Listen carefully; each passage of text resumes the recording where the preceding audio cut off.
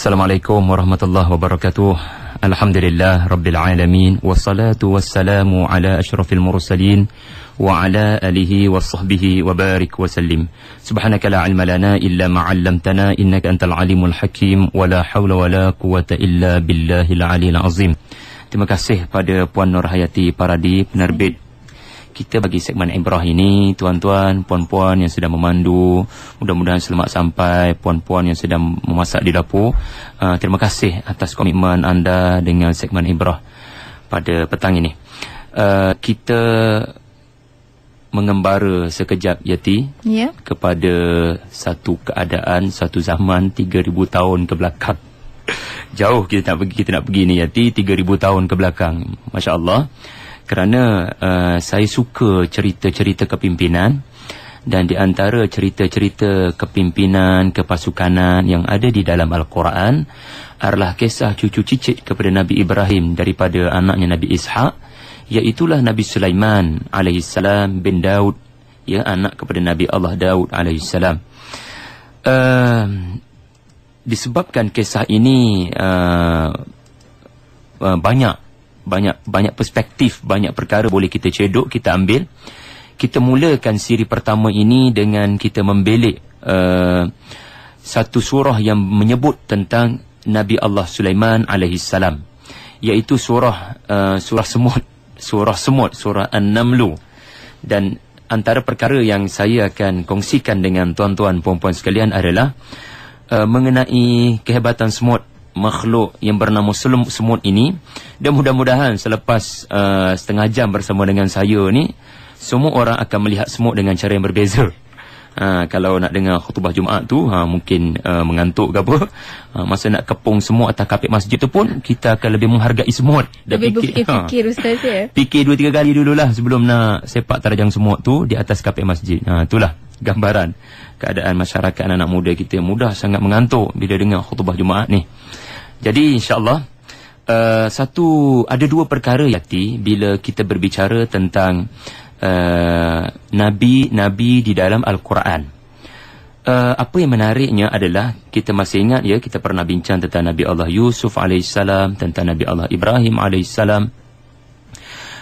Yang pertama, Al-Quran bila menggambarkan seseorang nabi yang terbabit dengan kekuasaan, yang terbabit dengan pemerintahan, seperti Nabi Allah Sulaiman. Jarang benar Al-Quran bercerita tentang sesuatu yang manusia selalu bercerita, iaitulah tentang adegan-adegan peperangan, kepintaran strategi untuk menang, cara mereka berdiplomasi dengan lawan. Itu semua tidak dinyatakan, tidak menjadi fokus Al-Quran, kecuali sedikit. Seperti cerita Nabi Allah Sulaiman alaihissalam, Al-Quran fokus kepada akhlaknya dalam soal menguruskan kekuasaan. Bagaimana adabnya, hubungannya dengan orang-orang di bawahnya dan orang-orang di sekelilingnya. Macam cerita Zulkarnain, kalau tuan pun masih ingat, saya pernah sebut Zulkarnain radhiyallahu anhu, dia pernah pergi ke tempat yang ketiga, di mana di tempat itu dia berdepan dengan penduduk yang memohon bantuan daripadanya untuk berlindung daripada ancaman Ya'juj dan Ma'juj. Sebelum Allah nak cerita tentang bagaimana kehebatan Zulkarnain membina tembok yang begitu hebat, sehingga tembok ini memberikan keselamatan pada penduduk yang diserang oleh Ya'juj dan Ma'juj, Quran menggambarkan akhlak Zulkarnain, di mana penduduk kata, "Wahai Zulkarnain, kami kenal siapa anda. Boleh tak kamu bantu kami bina tembok yang besar, dan kami bersedia untuk upah kamu berapa pun kamu nak. Just sediakan quotation untuk kami. Kami akan bayar berapa pun kamu nak." Zulkarnain kata, satu kenyataan yang menunjukkan bagaimana cara kita sepatutnya Muslim melihat soal-soal kekuasaan, politik dan pemerintahan. Jawapan Zulkarnain, apa yang Allah anugerahkan pada saya jauh lebih bermakna daripada duit yang mahu kamu berikan, daripada harta yang mahu kamu tawarkan. Allah beri aku lebih daripada apa yang kamu mahu berikan. Aku tidak perlu semua itu. Aku hanya mahu kamu bantu aku bina tembok ini. Aku boleh bina dengan kekuatan himorisas aku, tetapi aku mahu kamu bersama dengan aku bina bersama-sama, supaya kamu sendiri ada rasa ambil berat tentang masa depan negara kamu ni. Jangan hanya bergantung pada orang asing macam aku untuk membantu kamu. supaya nanti bila aku balik, kamu semua ni sendiri tahu untuk menjaga negara kamu walaupun aku tiada pada masa depan. Ini suatu karakter kepimpinan yang ada pada Zulkarnain yang digambar di dalam Al-Quran.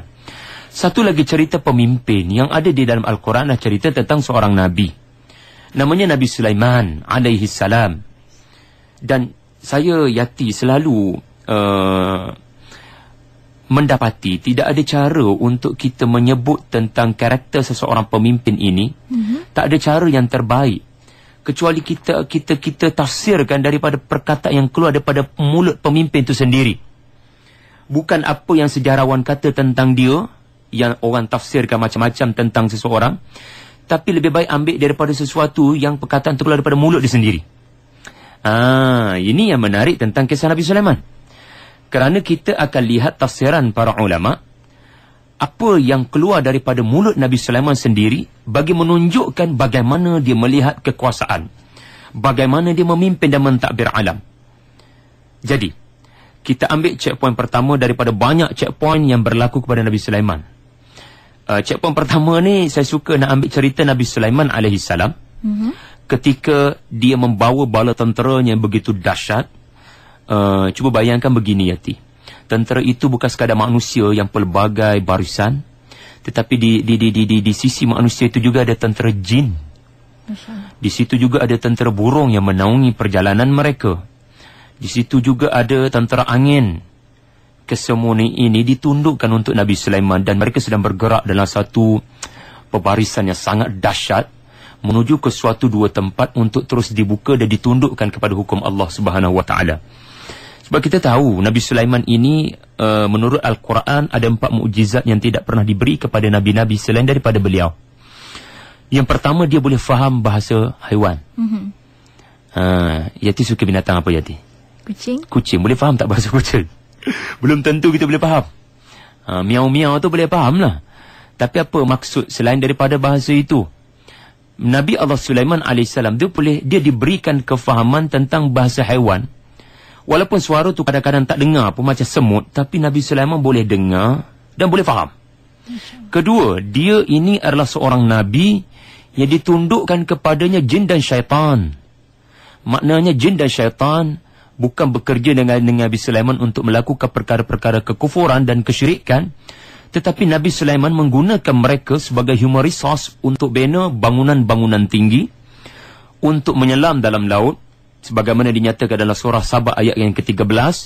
Digunakan tenaga kerja ini yang manusia tak boleh buat, tapi hanya mereka boleh buat untuk bina gedung-gedung tinggi, piring-piring besar sebesar kolam. Setengah orang kata dah ada UFO dah masa ni, wallahualam. Tetapi inilah yang dikatakan teknologi yang dibangun oleh tenaga kerja yang bukan manusia, semata-mata untuk dia menunjukkan hebatnya kekuasaan di bawah Nabi Allah Sulaiman AS. Yang ketiga, ditundukkan kepadanya angin. Maknanya bila angin ditundukkan, Nabi Sulaiman boleh bergerak suatu perjalanan di waktu pagi, yang mana perjalanan itu mengambil masa sebulan, tapi bagi Nabi Sulaiman ia sangat singkat. Kerana bantuan angin. Macam kapal terbang lah. Kan dengan bantuan kita boleh faham udara, pergerakan angin, maka dia boleh melipat masa. Dan yang keempat, Nabi Sulaiman ini dianugerahkan kemampuan untuk mencairkan tembaga. Sampai banyak senjata beliau boleh buat. Bagi saya dan bagi kita semua, ini mukjizat Nabi Sulaiman. Ini bukan milik kita pada hari ini. Jadi bila kita mahu mengenali Nabi Sulaiman, nak mengambil ibrah daripada Nabi Sulaiman AS, kita kena lihat dan kita kena percaya, mesti ada sesuatu yang Allah mahu beritahu yang boleh kita teladani. Ketepikan cerita mukjizat Nabi Sulaiman. Kerana mukjizat itu menunjukkan beza Nabi Sulaiman dengan kita dan dengan para Nabi yang lain. Allah menunjukkan dengan mukjizat ini, Nabi Sulaiman tidak lupa daratan. Dia tidak pernah terlepas daripada mulutnya rasa syukur kepada Allah Subhanahu Wa Taala. Ini sifat Nabi Sulaiman. Bila Allah anugerahkan sesuatu, contohnya Allah anugerahkan kepadanya suatu kekuatan di mana dia punya AJK boleh pindah istana Balqis daripada Yaman pergi ke Palestin sekelip mata. Quran gambarkan terus keluar daripada mulut Nabi Sulaiman, Alhamdulillah, qala hadha min fadli Rabbi. Terus keluar daripada mulutnya, Allah, Allah, ini nikmat Allah. bila dia boleh dengar bahasa burung. Terus Quran gambarkan Nabi Sulaiman berkata, innaha lahwal fadlul mubin. Ini anugerah Allah. Bila dikatakan kepadanya dia mewarisi kekuatan Nabi Daud, ya, untuk mengatasi para nabi yang lain, diberikan kepadanya kekuatan besi, kekuatan ilmu. Quran kata Nabi Sulaiman sentiasa sebut alhamdulillah. Ini dia karakter Nabi Sulaiman. Di sebalik mukjizat-mukjizat yang hebat ini, macam kita, Allah anugerahkan kita kesenangan. Mampukah kita tidak meninggalkan Allah ketika menyambut kesenangan tersebut? Baik, sidang pendengar yang dirahmati Allah, percayalah, pada cerita Nabi Sulaiman bertemu dengan semut, ada mesej untuk kita dan kehidupan kita. Dan kehidupan kita di tempat kerja. Dan kehidupan kita dengan orang-orang di sekeliling kita. Ceritanya adalah bersangkut paut dengan satu ayat dalam surah An-Naml, ayat yang ke-18. Allah Subhanahu wa Ta'ala berfirman, dalam terjemahannya bermaksud, sehinggalah tenteranya bertemu dengan satu wadi yang besar. Wadi itu wadi semut, wadi An-Naml. Maka berkatalah permaisuri semut itu, wahai sekalian semut-semut semua, masuklah korang semua ke dalam tempat tinggal kamu di bawah tanah sana. Kerana nanti bimbang Sulaiman dan tenteranya akan memijak-mijak kamu dalam keadaan mereka sendiri tidak sedar. Dalam bahasa Al-Quran dia berbunyi, hatta idza atau ala wadin naml qalat lamlatun ya ayyuhan naml udkhulu masakinakum la yahtimannakum Sulaiman wa junudah wa hum la yash'urun. Bila Nabi Sulaiman dapat tahu permaisuri semut itu berkata macam tu, Quran menggambarkan respon Nabi Sulaiman, Masya Allah. Dia tergelak, dia tersenyum. Macam itulah lebih kurangnya. Bila dengar je permaisuri itu berkata, setengah ulama bahasa Arab kata, perkataan permaisuri semut ni, Yati, adalah perkataan yang mengandungi 8 elemen sastra bahasa Arab. Betapa fasihnya permaisuri semut ni berkata. Dia memilih perkataan yang terbaik untuk supaya orang-orang di bawahnya, bukan orang, semut-semut di bawahnya, bersegera mematuhi arahan ini sebab ini soal keselamatan, soal nyawa. Sedar tak sedar, perkataan yang digunakan mengandungi 8 elemen sastra Arab dan 4 kaedah pengarahan komunikasi yang berkesan. Sudah. Sebab itulah kita bahasa Arab ni jangan kita anggap bahasa ustaz, bahasa orang tertentu. Kita sendiri manusia, orang awam, kena anggap bahasa Arab ni bahasa kita nak bergantung dengan ustaz untuk faham Quran. Sampai bila kita nak bergantung dengan orang untuk faham Quran, sayang. Maka anak-anak kita biar belajar bahasa Arab, supaya nanti dia ajar kita bahasa Arab. Nabi Sulaiman telah respon, fatabassama dahikan. Telah senyum Sulaiman, Nabi Sulaiman, dan telah berketawa dia. Kenapa ketawa? Ulama kata li jamali kalamiha. Kerana cantiknya perkataan yang dipilih oleh permaisuri semut ini, dan kerana Nabi Sulaiman sangat insaf dan terharu. Macam mana permaisuri semut tu nak menggambarkan Sulaiman kalau terpijak semut pun bukan kerana Nabi Sulaiman nak pijak semut, tapi kerana tak perasan, kecil sangat. Wahum la yash'urun. Dia tak sedar, dia tak perasan. Sulaiman itu tak perasan. Tentera Nabi Sulaiman alaihi salam itu tak perasan terpijak. Kerana perkataan arahan itu berakhir dengan wahum la yash'urun. Terharu Nabi Sulaiman kerana semut pun boleh faham dia raja yang adil. Masya Allah. Dia penguasa yang adil. Bukan jenis nak bunuh binatang, bukan jenis nak melakukan kerosakan pada muka bumi. Tuan-tuan tahu kan, Zionis Yahudi hari ni, mereka nak bina satu kuil namanya Solomon Temple. Mereka kata mereka nak kembalikan kuil Sulaiman, tapi mereka jauh daripada syariat Nabi Sulaiman.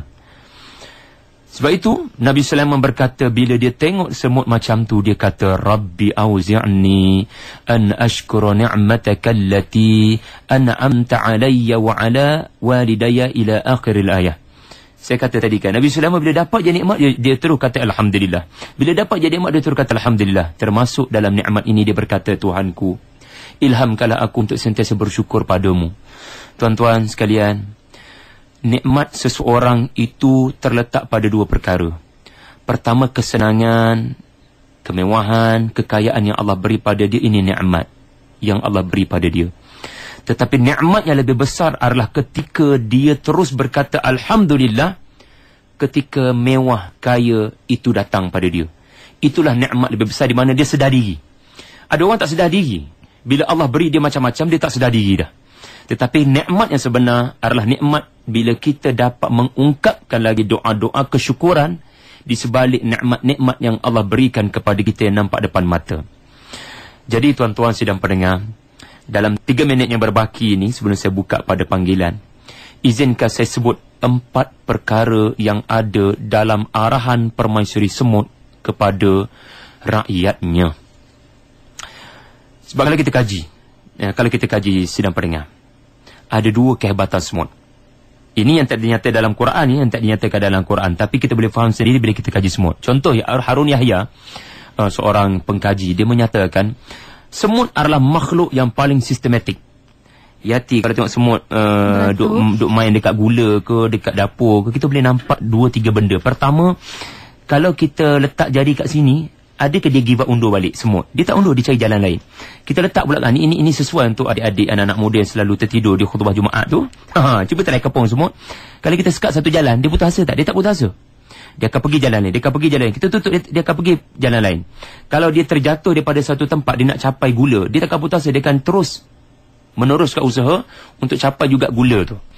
Ini makhluk, kata Syekh Aid Qarni, makhluk yang paling tidak mudah putus asa. Dia tak akan putus asa.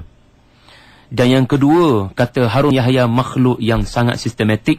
Kalau kita tengok kan, semut ni, dia tak akan pecut dan merempit antara satu sama lain. Dia akan faham laluannya, posisinya yang sudah disediakan. Dia akan bergerak mengikut posisi yang telah ditetapkan. Dia tak akan memecut. Allah beritahu kita banyak benda daripada semut. Apa yang ada di dalam Al-Quran surah An-Naml ayat yang ke-18 ada 4 perkara.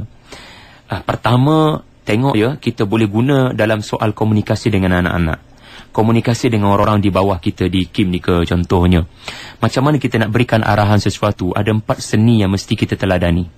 Pertama, pujuk rayulah beberapa kali.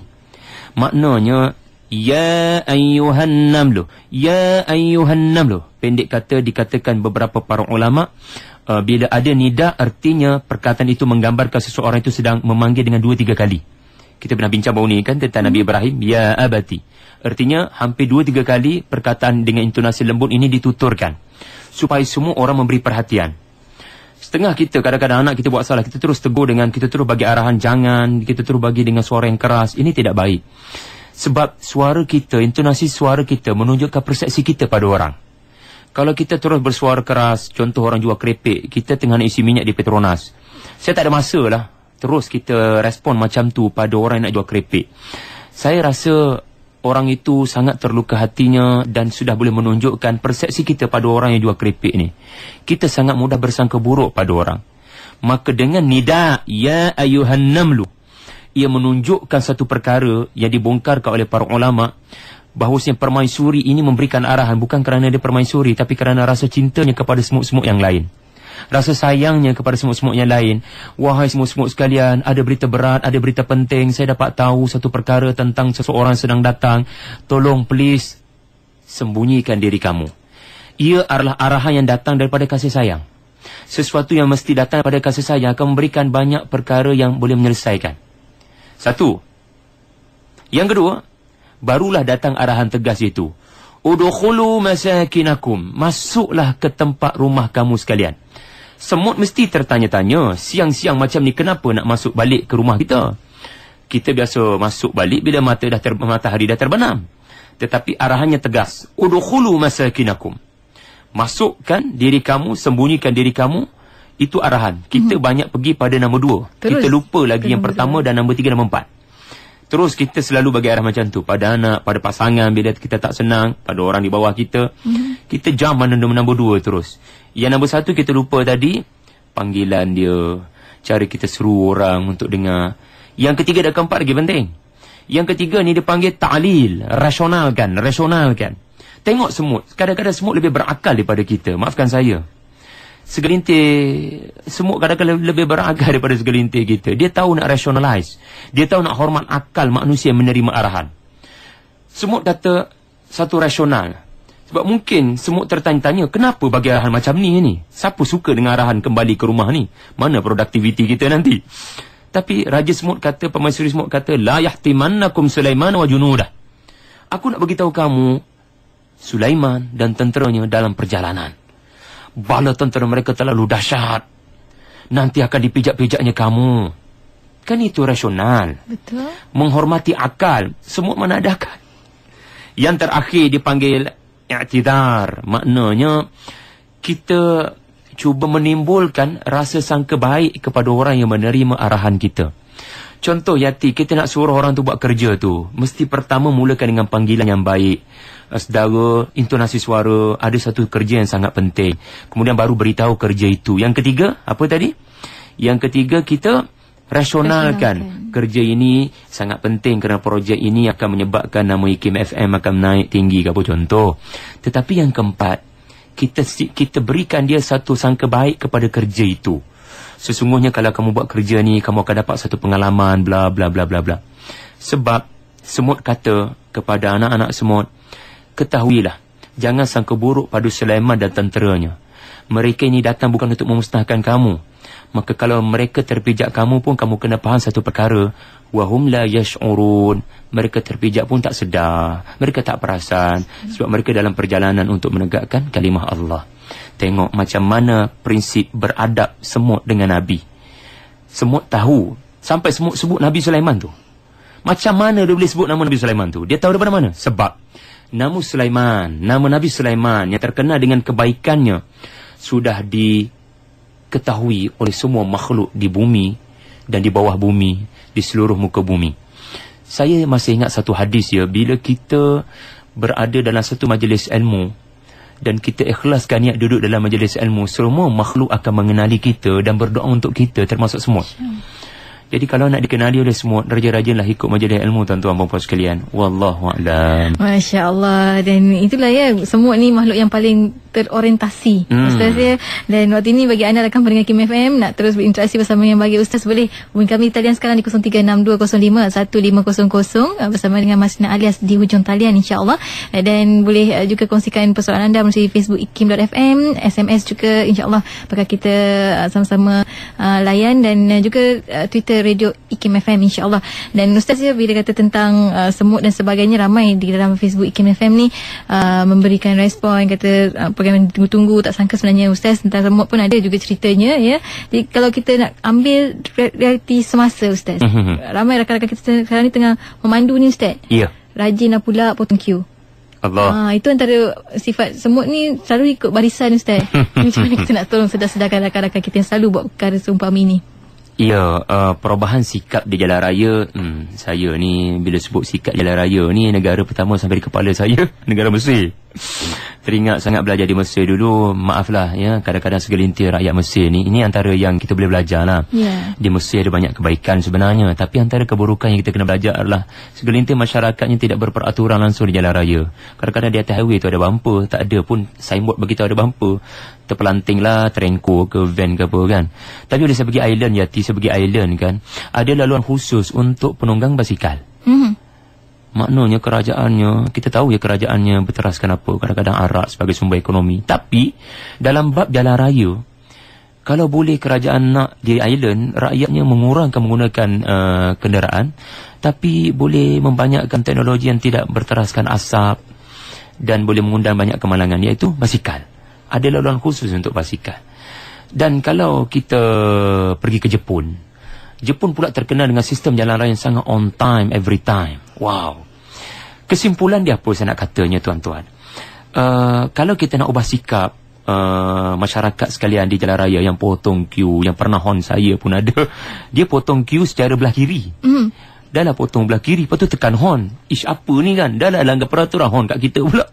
Kita pun manusia biasa, kadang-kadang panas juga kan. Tuan-tuan, pertama saya nak ingatkan yang mangsa dulu.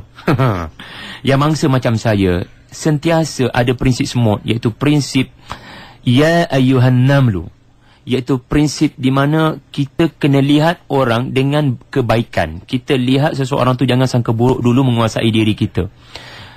Permaisuri semut menyelamatkan semua semut bukan kerana itu tugas dia, tetapi kerana sayangnya kepada anak-anaknya di bawahnya. Anggaplah orang yang pecut belah kiri dan horn kita tu, mungkin dia nak kejar isteri dia di hospital yang tengah nazak nak lahirkan anak. Siapa tahu? Masya Allah. Tengok kan.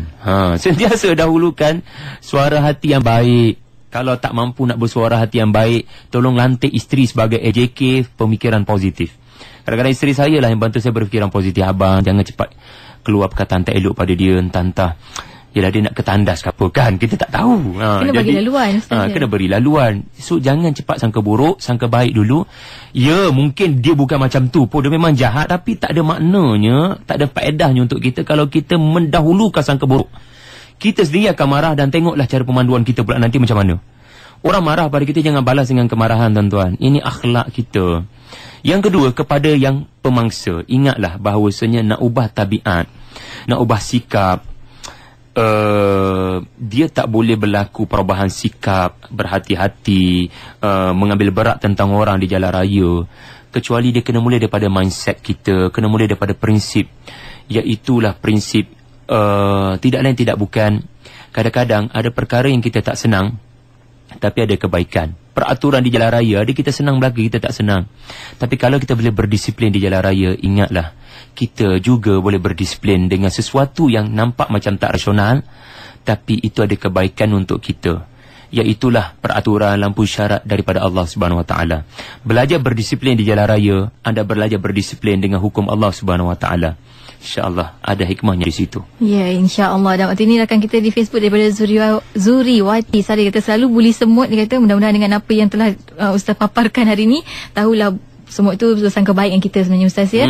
Dan kita nak raikan juga rakan kita di talian saat ini dari Kelantan, Encik Hariri di talian. Silakan Encik Hariri. Tadi Ustaz ada sebut tentang kuih Sulaiman. Adakah itu satu agenda Yahudi ataupun kuih itu pernah wujud pada suatu ketika dahulu? Kuih Sulaiman. Dan satu lagi kita raikan daripada Kuala Kangsar, daripada Puan Nurul. Silakan Puan Nurul. Macam mana seperti yang Ustaz kata tadi, cara pemaisuri semut memberi arahan kepada anak-anak buah dia. Jadi kalau macam contohnya budak remaja yang bermasalah, apakah cara yang terbaik untuk kita nasihat dia, contohnya untuk tidak tinggalkan solat, hormat ibu bapa, cara yang terbaik untuk supaya dia orang tu boleh terima kita punya arahan tu? Soalan yang saya suka, dua soalan ni daripada Puan mana tadi? Hariri. Puan Hariri, Masya Allah. Nabi Sulaiman dia ada masjid, dia ada tempat ibadah. Bukan kuil ya. Kuil tu istilah Yahudi tu. Temple. No. Di zaman Nabi Sulaiman AS, dia ada masjid, dia ada bangunan-bangunan hebat di sekeliling masjid. Cuma kita kena faham gini je. Yahudi tahu, maksud saya Zionis Sahyuniyah ni, dia tahu untuk dia menegakkan Israel Raya, dia kena mendapat simpati dunia. Maka dinamakanlah negara haram dia tu Israel. Padahal Israel ni adalah laqab gelaran kepada Nabi Yaqub. Tengok betapa liciknya perancangan diorang. Diorang menamakan nama agenda jahat diorang, menumpahkan darah Palestina rakyat dengan semata-mata nak tegakkan sebuah negara secara haram, dengan menamakan negara itu negara yang boleh menyebabkan orang tak sedar diri, orang tak sedar yang mereka marah pada sesuatu yang bukan sepatutnya, iaitu Nabi Yaqub. Sebenarnya Israel ni adalah Israel.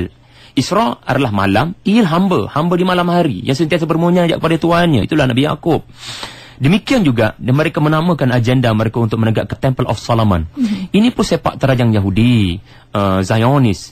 Mereka cuba nak meraih simpati dan untuk mengelirukan kononnya agenda mereka ni baik, mengembalikan pemerintahan Nabi Sulaiman. Tidak sama sekali.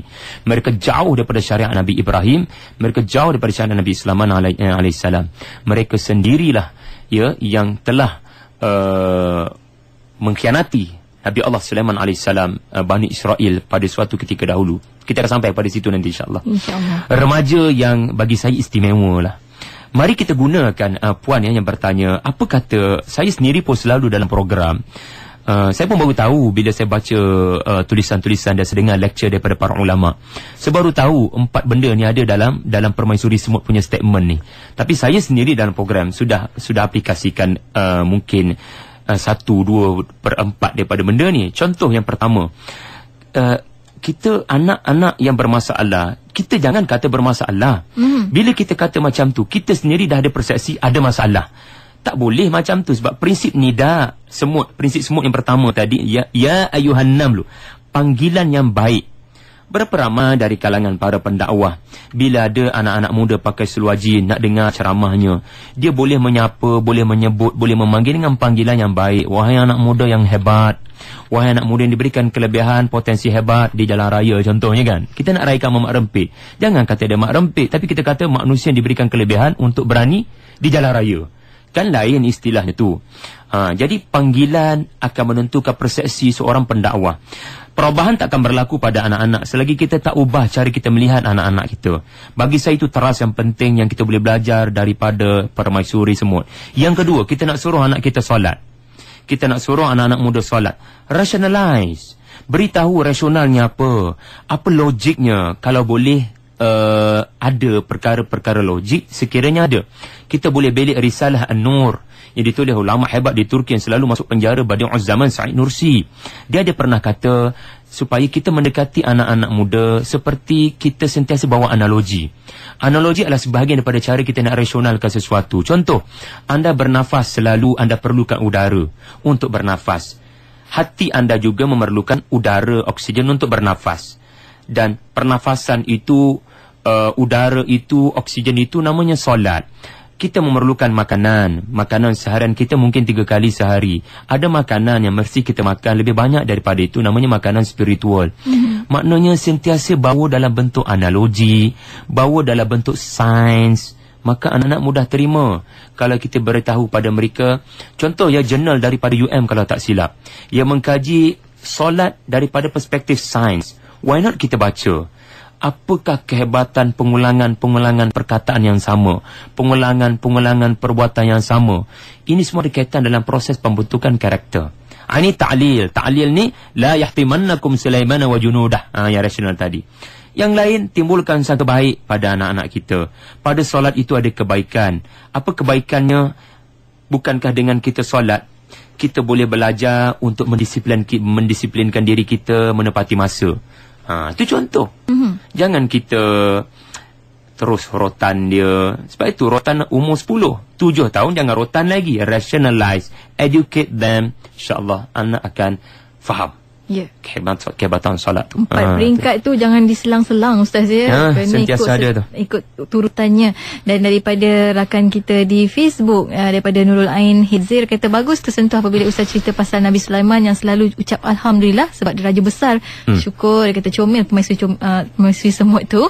Dan waktu ni di di talian kita daripada Kampung Pandan Dalam, Encik Syahrul di talian. Silakan Encik Syahrul. Ustaz tadi cerita banyak dalam Al-Quran Allah telah menceritakan percakapan binatang yang telah Allah rakam dalam Al-Quran. Boleh Ustaz cerita bagaimana dalam Al-Quran juga Allah telah merakamkan kelebihan manusia yang bertakwa seperti para sahabat yang mana Allah telah redha kepada mereka. Tuan-tuan panjang juga lah Ustaz ya. Dan waktu ini juga di talian waktu ini, kalau kita boleh raikan rakan-rakan kita di 0362051500. Dan mungkin juga Ustaz ya, di hujung ni nampak kita pernah sampai ke penghujung pertemuan sebenarnya untuk ibrah kita minggu ini. Mungkin boleh Ustaz terangkan daripada Fairuz Dila Roka, dia kata nak minta Ustaz ulang balik 8 seni bahasa Arab dan 4 tata susila dalam arahan permaisuri semata tadi, serta penutupnya Ustaz untuk minggu ni. Baik, masa tidak mengizinkan saya nak raikan semua kalau boleh. Pertama, jangan lupa minggu depan saya akan bercakap pula hud-hud, seekor burung. Mari kita belajar daripada hud-hud insya-Allah. Yang kedua tentang tadi para sahabat Nabi, ya benar mereka sampai nak bagi tahunya Nabi ni adalah Rasulullah sallallahu alaihi wasallam adalah manusia yang paling sayang pada binatang.